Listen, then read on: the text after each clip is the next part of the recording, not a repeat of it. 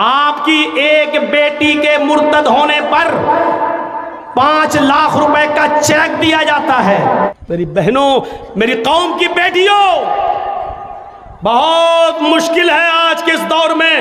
تمہارے بارے میں کچھ کہنا بھی۔ اس فتنہ ارتداد کے دور میں جہاں مہاراشٹر کے اندر، صرف مہاراشٹر کے اندر 3 لاکھ مسلم لڑکیوں کی ایپلیکیشنیں کورٹ میں پہنچی ہوں کہ میں ابھی سے یہ کہہ رہی ہوں کہ میرا رشتہ فلاں کے ساتھ ہوگا، وہ غیر مسلم ہے، اگر نکاح کے وقت میرا باپ یا میرا بھائی میرا وروध کرے تو اس کے وروध کو نہ مانا جائے۔ 3 لاکھ لڑکیاں صرف مہاراشٹر کے اندر، مہاراشٹر گورنمنٹ کا سروے ہے۔ اس دور میں آپ اندازہ لگا سکتے ہو ہم کہاں جا رہے ہیں۔ زیادہ چھوٹ اور کھلی آزادی یہ بھی ایک سبب ہے۔ اینڈرائڈ موبائل دے دینا بھی ایک سبب ہے۔ پڑھنے کے نام پہ اور پڑھائی کے نام پر، اور ڈیزائن سیکھ رہی ہے میری بیٹی اس کے نام پر، آپ 12 اور 1 اور 2 بجے تک کھلی چھوٹ دیں کہ وہ موبائل چلائے۔ میرے پیارے ساتھیوں، یہ بھی سبب ہے مرتد ہونے کا۔ میں کچھ بولا نہیں، لیکن میری 6 سال 8 سال پرانی تقریر بنگال کی کہیں سے کٹنگ کر کے میڈیا والوں نے پیش کرنا شروع کر دی۔ 8 سال پرانی تقریر، اور یہ وہ دور ہے کہ اس دور کے اندر میرے بھائیوں کہیں سے کچھ بھی کاٹا اور پیٹا جا سکتا ہے اور پیش کیا جا سکتا ہے۔ کوئی بعید نہیں دنیا میں کوئی ایسا بے وقوف اور پاگل مولوی ہوگا، عام آدمی تو چھوڑ دو، میں مولوی کی بات کہتا ہوں، کوئی ایسا ہوگا جو یہ کہہ دے یا جو یہ بول دے کہ بہن کے ساتھ اور بیٹی کے ساتھ نکاح کرنا جائز ہے؟ دنیا میں کوئی ایسا بے وقوف مولوی ہوگا جو یہ کہہ دے کہ بہن اور بیٹی کے ساتھ نکاح جائز؟ لیکن ایک جنسنگی ہجڑے نے، ایک بے غیرت نے، شاید اس کی یا تو ماں نہیں یا بہن نہیں یا بیٹی نہیں، بات کو کاٹ پیٹ کر اس طریقے سے سوشل میڈیا پر پھیلایا کہ دیکھو یہ مولوی کیا کہتا ہے، کہ یہ کتنی بڑی بدعقلی کی بات ہے کہ لوگ اپنی بہن اور بیٹی کا ہاتھ کسی دوسرے کے ہاتھ میں دے دیں اور دوسرے کا کباڑ کھانا اٹھا کر لے آئیں۔ جبکہ میں نے کرامتا اور فرقہ باطنیہ کے ایک لیڈر کی بات کو کوٹ کر کے کہا تھا کہ اس نے اپنی کتاب کے اندر یہ لکھا ہے، لیکن ان بے غیرت نے، اس کا پیسہ ملتا ہے، ان کو پیسہ ملتا ہے، کیونکہ یہ بغیر ہڈی ڈالے ہوئے تو کچھ کر نہیں سکتے، ان کے لیے باقاعدہ ہڈیاں ڈالی جاتی ہیں، اس لیے یہ ساری چیزیں کاٹ چھانٹ کر لوگوں کو ورغلانے کی کوشش کرتے ہیں۔ تو آج کے اس دور میں کچھ بھی ہو سکتا ہے۔ آپ کی ایک بیٹی کے مرتد ہونے پر 5 لاکھ روپے کا چیک دیا جاتا ہے، کچھ سالوں کے لیے گھر اور مکان بھی دیا جاتا ہے ان کی کمیٹی کی طرف سے لڑکے کو، اور 1 یا 2 بچے پیدا ہو جانے کے بعد گھر چھین لیا جاتا ہے، لڑکی کو بے دخل کر دیا جاتا ہے، اور لڑکے کو کہا جاتا ہے کہ اب ان لڑکوں کو لے جا کر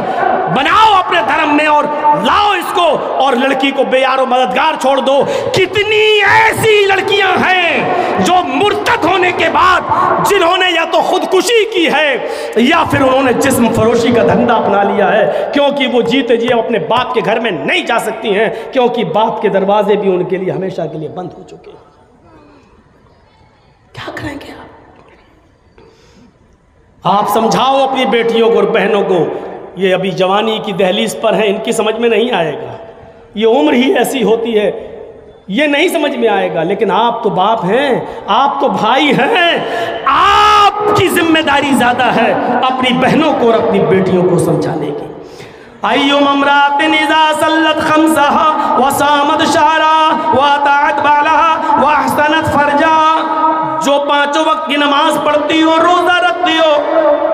اور شوہر کی اطاعت و فرما برداری کرتی ہو، وہ احسنت فرجا، اور اپنی سطر کی اور شرمگاہ کی حفاظت بھی کرتی ہو، فلتدخل من ای ابواب الجنت شاءت، وہ جنت کے جس دروازے سے داخل ہونا چاہے ہو جائے۔ نوجوانوں، وہ مبشر اس انداز سے بشارت دیتا ہے، تمہیں بھی بشارت دیتا ہے، من یضمن لی بین لحییہ و بین رجلیہ اضمن لہ الجنہ۔ آئے نوجوانوں، تمہارے نبی کا فرمان ہے، مجھے میرا نوجوان طبقہ دو چیزوں کی گارنٹی دے دے، دو چیزوں کی ضمانت دے دے، میں اس کو جنت کی ضمانت دیتا ہوں۔ فرمایا من یضمن لی بین لحییہ و بین رجلیہ، جو اپنے دونوں جبڑوں کے درمیان، داڑھی کے درمیان، اپنے گالوں کے درمیان، یعنی زبان کی ضمانت دے دے، جھوٹ نہیں بولے گا، غیبت نہیں کرے گا، چغلی نہیں کرے گا،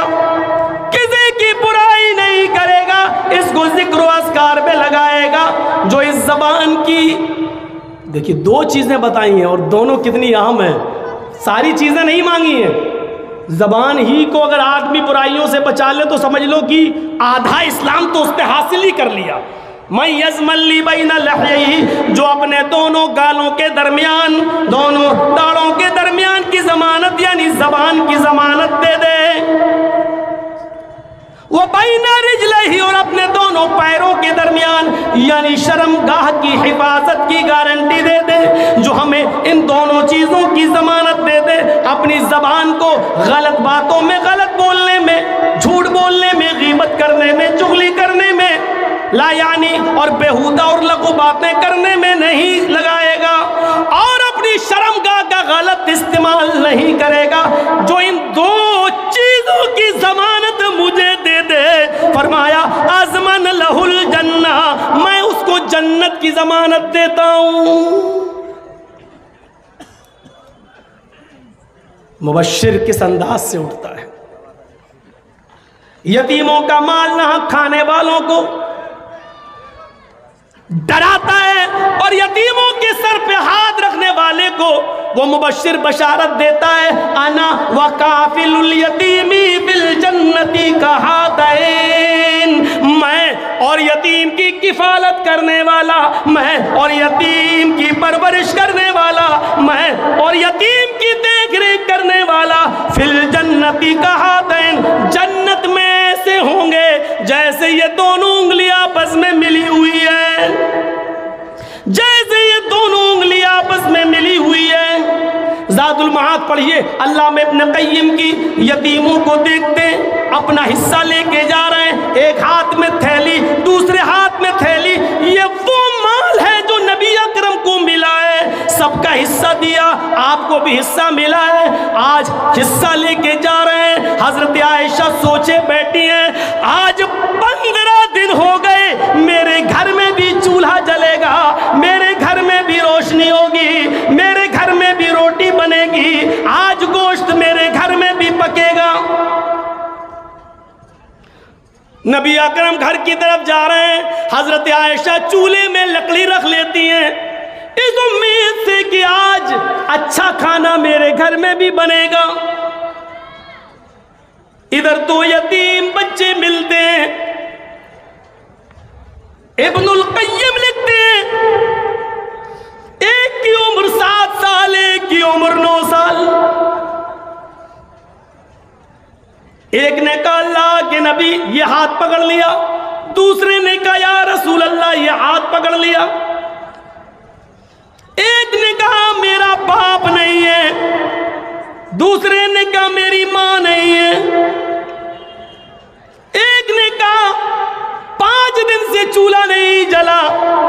دوسرے نے کہا 7 دن سے چولہا نہیں جلا، ہم نے کچھ نہیں کھایا۔ رحمت للعالمین کی ہاتھوں کی گرفت ڈھیلی ہو گئی، چھوڑ دیا تھیلا، یہ تھیلا اس بچے کو، یہ تھیلا اس بچے کو، دونوں لے کے جانے لگے۔ اس وقت تک نبی اکرم دیکھتے رہے جب تک کہ وہ دونوں غائب نہیں ہو گئے۔ اپنے گھر گئے، عائشہ نے دروازہ کھولا، خالی ہاتھ دیکھا، کہا اللہ کے نبی آپ کا حصہ کہاں چلا گیا؟ آپ تو کہہ کر گئے تھے کہ مجھے میرا حق ملے گا، میرا حصہ ملے گا، چولہا سنبھال لو، آج میرے گھر میں بھی روٹی پکے گی۔ فرمایا عائشہ 2 یتیم بچوں نے میرا ہاتھ پکڑ لیا، ایک تھیلا اس کو دے دیا، ایک تھیلا اس کو دے دیا۔ فرمایا میں کب منع کرتی ہوں، تھیلا دے دیتے، لیکن اتنا اتنا دونوں تھیلوں میں سے نکال لیتے کہ آج میرے گھر میں بھی روٹی بن جاتی۔ فرمایا عائشہ مجھے اتنا بھی گوارا نہیں ہوا، عائشہ تم نے اپنے باپ کو دیکھا، اپنی ماں کو دیکھا ہے، مجھے دیکھو، پیدا ہوا تو باپ کا چہرہ نہیں دیکھا، 6 سال کا ہوا تو میری ماں بھی مجھے چھوڑ کے چلی گئی، 8 سال کا ہوا تو میرا دادا بھی مجھے خیر آباد کہہ گیا۔ عائشہ میں نے یتیمی میں قدم رکھا، یتیمی کا درد جو میں جانتا ہوں وہ تم نہیں جانتی ہو، اس لیے میں نے یہ تھیلا اس کو دے دیا، وہ تھیلا اس کو دے دیا۔ حضرت عائشہ کہتی ہے اس کے بعد نبی مسجد میں آئے، نماز پڑھائی اور لوگوں میں خطبہ دیتے ہوئے فرمایا انا وکافل الیتیم فی الجنت کہاتین، میں اور یتیم کو پالنے والا، میں اور یتیم کی پرورش کرنے والا جنت میں اس طرح ہوں گے جس طرح یہ دونوں انگلیاں آپس میں ملی ہوئی ہیں۔ یہ بشارت دے رہا یتیموں کا مال کھا جانے والوں، ناحق طریقے سے ہڑپ کر جانے والوں، انتظار کرو، یہ موت کسی کی دوست نہیں ہے، کسی کے ساتھ رعایت نہیں کرتی ہے، کسی کے ساتھ رعایت نہیں کرتی ہے۔ چلیے آگے بڑھیے۔ یا ایھا النبی انا ارسلناک شاہدا ومبشرا ونذیرا، ہم نے آپ کو شاہد بنا کر بھیجا، مبشر بنا کر بھیجا، ونذیرا اور ڈرانے والا بنا کر بھیجا، برے کاموں پر، برے کاموں کے انجام اور جہنم کی خطرناک خوف و دہشت سے ڈرانے والا بنا کر بھیجا۔ اس میں کیا شک ہے کہ محمد رسول اللہ نے لوگوں کو اپنی زندگی میں برے کام کرنے پر جہنم سے ڈرایا، جہنم کی ہولناکی سے ڈرایا، جہنم کی کیفیتیں بتا بتا کر ایمان ان کے اندر پیدا کیا کہ لوگوں یہ حالات ہوں گے جہنم کی۔ کبھی وہ نذیر جہنم سے ڈراتے ہوئے کہتا ہے یوتا بجہنم یومئذ لہا 70,000 زمام مع کل زمام 70,000 ملک یجرونہا، رواہ مسلم۔ کبھی وہ نذیر اس طریقے سے ڈراتا ہے کہ لوگوں قیامت کے دن جہنم کھینچ کر لائی جائے گی، یوتا بجہنم یومئذ لہا 70,000 زمام، جہنم کھینچ کر لائی جائے گی، اس حال میں کہ اس کی 70,000 لگامیں ہوں گی۔ جہنم کی کتنی لگامیں ہوں گی؟ 70,000 لگامیں ہوں گی، 70,000 لگامیں۔ گھوڑے کو لگام ڈالتے ہو نا، ایک ڈالے چل دیے نا، لیکن جہنم کی لگامیں کیسی ہوں گی؟ کیفیت دیکھیے گا، نذیر کس طریقے سے ڈرا رہا ہے۔ 70,000 لگامیں، اور ایک لگام، ہر ایک لگام مع کل زمام 70,000 ملک یجرونہا، ہر ایک لگام کو 70,000 فرشتے کھینچ رہے ہوں گے، ہر ایک لگام کو 70,000 فرشتے، 70,000 فرشتے۔ اور فرشتوں کی طاقت کا اندازہ تو آپ کو معلوم ہی ہے کہ کتنا ہے، کوئی اس کا تخمینہ صحیح سے نہیں لگا سکتا کہ فرشتوں کی طاقت کیا ہے۔ حضرت جبرائیل کے بارے میں مجھے یاد ہے کہ جب میں جھنڈا نگر میں پڑھتا تھا تو ایک خطبہ مولانا عبدالرؤوف صاحب جھنڈا نگری نے بیٹھ کر جھنڈا نگر کی مسجد میں دیا تھا، اور اس وقت انہوں نے یہ کہا تھا جبرائیل علیہ السلام کے 360 پر تھے، میں اس وقت ان کے خطبے میں شامل تھا، کہتے جبرائیل علیہ السلام کے 360 پر ہیں، ایک پر کی طاقت کا حال یہ ہے کہ جیسی یہ موجودہ دنیا جس میں تم رہتے ہو، 50,000 دنیا جبرائیل اپنے ایک پر کے ایک کونے میں رکھ سکتے ہیں اور اس کو اٹھا کر آدھے آسمان پر لے جا کر زمین پہ پٹک سکتے ہیں۔ 360 پر، ایک پر کے ایک کونے کی طاقت کا حال یہ ہے کہ 50,000 دنیا ایک پر کے کونے پہ آ جائیں اور اٹھا کر لے جائیں اور آدھا آسمان تک لے جا کر وہاں سے پٹک دیں زمین کے اوپر، تو غور کرو کہ جب ایک فرشتے کے 360 پروں میں سے ایک پر کے ایک کونے میں کی طاقت کا یہ حال ہے تو پورے جبرائیل کی طاقت کا حال کیا ہوگا؟ اور پھر فرشتے کتنے ہیں؟ اور یہ جہنم جس کو ایک لگام کو 70,000 فرشتے کھینچ رہے ہوں گے تو 70,000 لگاموں کو کتنے فرشتے کیلکولیٹ کر کے دیکھ لیجئے گا۔ ہمیں تو نہیں لگتا کہ موبائل میں اتنی گنجائش ہو یا کیلکولیٹر میں، ویسے ہو بھی سکتی ہے۔ 70,000 فرشتے ایک لگام کو کھینچ رہے ہوں گے تو 70,000 لگاموں کو کتنے فرشتے کھینچیں گے؟ یوتا بجہنم یومئذ لہا 70,000 زمام مع کل زمام 70,000 ملک یجرونہا، مبشر نذیر اس انداز سے لوگوں کو ڈراتا ہے۔ حضرت انس بیان کرتے ہیں خطبنا رسول اللہ صلی اللہ علیہ وسلم خطبتا ما سمعت مثلها قط لو تعلمون ما اعلم لضحكتم قليلا ولبكيتم كثيرا۔ بخاری کی روایت پر غور کرو، اللہ کے نبی صلی اللہ علیہ وسلم حضرت انس فرماتے ہیں کہ اللہ کے رسول نے ایک بار ہم کو خطبہ دیا